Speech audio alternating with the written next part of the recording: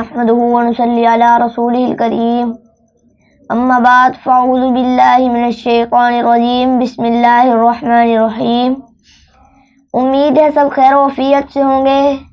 آج جب بولنے کا موقع ملا تو بے شمار عنوانات بکھرے پڑے تھے، مگر میں ہوں نبی کا عاشق، تو محب صرف محبوب کی تعریف کیا کرتے ہیں، انہی کی باتیں کیا کرتے ہیں۔ تو ایک بہت پیارا شعر ہے، اہل ذوق کی نظر کرنے لگا ہوں۔ آقا سارا قرآن تیرا رنگے بیان لگتا ہے، اس کا قاری ہو تیری زبان لگتا ہے۔ میں علی جب سوئے افلاک سے نظر اٹھاتا ہوں، میں علی جب سوئے افلاک پہ نظر اٹھاتا ہوں، چاند مجھ کو تیری ایڑی کا نشان لگتا ہے، چاند مجھ کو تیری ایڑی کا نشان لگتا ہے۔ میں نے بڑا سوچا، خدایا میرے نبی کو نبوت کا تاج 40 سال کی عمر میں کیوں دیا؟ پہلے کیوں نہیں دیا؟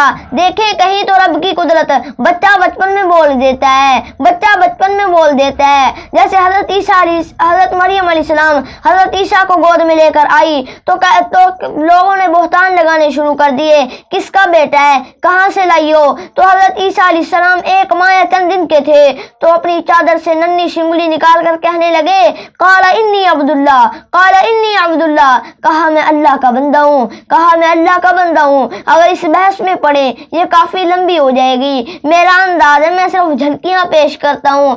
دیکھیں کہیں تو رب کی قدرت، بچے کو بچپن میں نبوت رسالت دے دی، اور کہیں اپنے لاڈلے نبی عبد المطلب کے پوتے، آمنہ کے بیٹے، زہرا کے بابا کو آخر 40 سال کی عمر تک انتظار کیوں کیا؟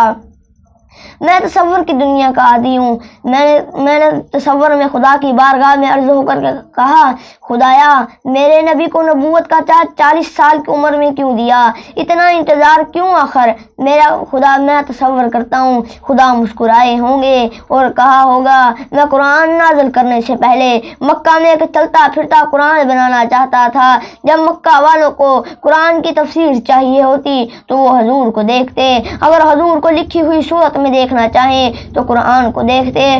شاعر نے عجب سما باندھا، چاند تارے سبھی دیکھتے رہ گئے، ارض و سما دیکھتے رہ گئے، وہ گئے عرش پر اور روح الامین صورت سدرۃ المنتہا دیکھتے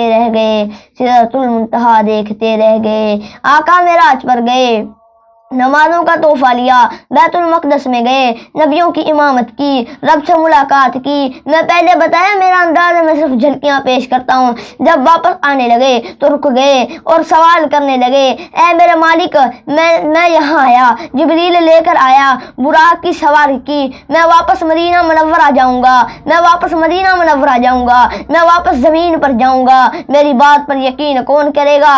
تو میں تصور کرتا ہوں خدا مسکرائے ہوں گے اور کہا ہوگا، اے میرے محبوب، تجھے وہ بندہ بھول گیا جس کا تو نے دروازہ بجایا اور کہا صدیق میں نبی، تو اس نے کوئی سوال نہیں کیا، اس نے دروازہ کھولا اور کہا صدقت یا رسول اللہ، تو اس کو بھول گیا، تو واپس مدینہ منورہ جا، کوئی تیری بات پر یقین کرے یا نہ کرے، میں رب اس بات کی گواہی دیتا ہوں، صدیق اکبر ابو قحافہ کا بیٹا تیری بات پر ضرور یقین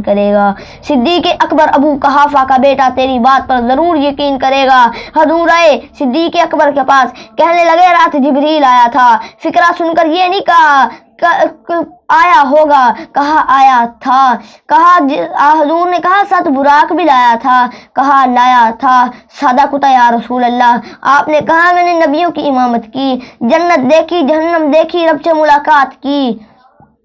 سے ملاقات کی، تو صدیق اکبر نے کوئی سوال نہیں کیا، کب، کیوں، کیسے، بس صدقت یا رسول اللہ۔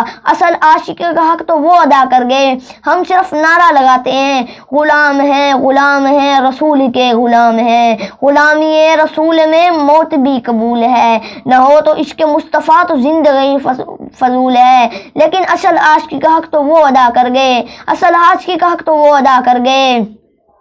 ہم تو صرف یہ نعرے لگاتے ہیں، لیکن اصل حاشی کا حق تو وہ ادا کر گئے۔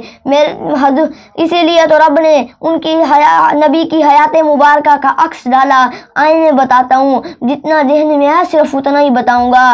حضور کی وفات کا عمر 63 سال کی عمر، ابو بکر کی وفات کا عمر 63 سال کی عمر۔ جس چارپائی پر حضور کو لٹایا گیا اسی چارپائی پر ابو بکر کو لٹایا گیا۔ جس حضور کی آخری سانس اماں عائشہ کی گود میں، ابو بکر کی آخری سانس اماں عائشہ کی گود میں، حضور کی آخری آرام گاہ اماں عائشہ کا حجرہ، ابو بکر صدیق کی آخری آرام گاہ اماں عائشہ کا حجرہ۔ وہ پہلا مددگار، پہلا صحابی، نبی نے جسے ہر قدم پر دعا دی، وہ افضل بشر بعد از انبیاء ہے۔ حشر کا میدان ڈگا ہوگا، اللہ اپنے محبوب سے کہیں گے محبوب تو جا، تو سب سے آخر میں آیا، تیرے سے پہلے 1,24,000 انبیاء آئے، لیکن تو مجھے اتنا محبوب ہے، تو جا سب سے پہلے اور سب سے اوپر جا کر بیٹھ جا۔ حضور جا رہے ہیں، سوچ رہے ہیں۔ رب نے پوچھا محبوب تو خوش نہیں ہوا؟ تو حضور فرماتے ہیں اے میرے مالک، میں دنیا میں تھا، میرے ساتھ ایک بندہ تھا جو ہر وقت میرے ساتھ رہتا تھا۔ جب کسی نے میری بات پر یقین کیا اس نے لبیک کہا، جب کسی نے مال نہیں دیا اس نے سب لٹا دیا، جب اس نے اپنی کنواری بیٹی میرے نکاح میں دے دی، اس نے کبھی میرا ساتھ نہیں چھوڑا۔ مولا وہ چاہے غزوہ خندق ہو یا غزوہ احد، وہ مولا حقیقت میں وہ لطف زندگی پایا نہیں کرتے جو یاد مصطفیٰ سے دل کو بہلایا نہیں کرتے۔ یہ دربار محمد ہے، یہاں اپنوں کا کیا کہنا، یہاں سے غیر بھی خالی ہاتھ جایا نہیں کرتے۔ اللہ سے دعا ہے کہ اللہ تعالیٰ ہم گناہگار ہیں، ہمیں معاف فرما، لیکن نبی کے عاشق ہیں۔ یا اللہ مجھے اور میرے اسکول اقرا روضۃ الاطفال کے بچوں کو جلد سے جلد بعمل حافظ قرآن بنا۔ مولا ہمیں جلد سے جلد حافظ قرآن بنا۔ اب آخری شعر کے ساتھ اجازت چاہوں گا۔ اگر کوئی ایسا جملہ میری زبان سے نکل گیا ہو جو دین اسلام سے ہٹ کے ہو تو رب سے معافی کے طلبگار ہوں۔ اگر کوئی ایسا جملہ میری زبان سے نکل گیا ہو جو دین اسلام سے ہٹ کے ہو تو رب سے معافی کا طلبگار ہوں۔ اب آخری شعر کے ساتھ اجازت چاہوں گا۔ مجھے لگتا ہے میں نے جتنی تقریر کی، جتنے میرے الفاظ کے سمندر تھے، وہ سب ملائیں تو یہ ایک شعر بنتا ہے۔ محبت کا سمندر چڑھ رہا ہے، مزہ دونوں کا برابر بڑھ رہا ہے۔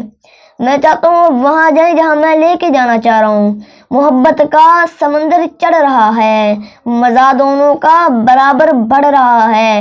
نبی کے سامنے قرآن رکھ کے دیکھ، پھر دیکھ کون کس کو پڑھ رہا ہے۔ وآخر دعوانا الحمدللہ رب العالمین۔